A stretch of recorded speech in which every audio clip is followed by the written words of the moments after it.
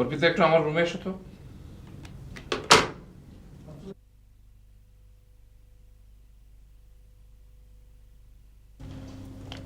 May I come in sir? এসো এসো অর্পিতা, বসো। কেমন আছো?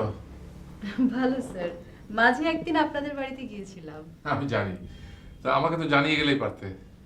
স্যার, কর্ণা হঠাৎ জোর করলো, ফোন করে বললো তুই এক্ষুনি আয়, তাই ওর কথা রাখতে হলো।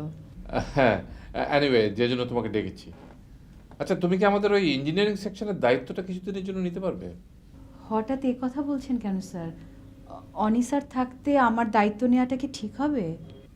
না মানে আসলে আমি অনেকে নিয়ে কিছুদিনের জন্য বিদেশে যাচ্ছি।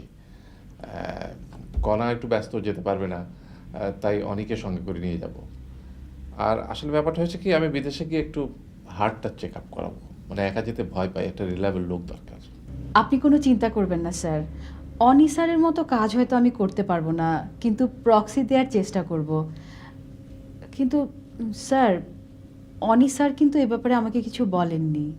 অনি এখনো কিছু জানে না, মানে অফিসে নানান ঝামেলা তো এখনো, সেই জন্য ব্যাপারটা ফাইনালও হয়নি। তুমি কিন্তু অনেকে কিছু বলো না এখনো।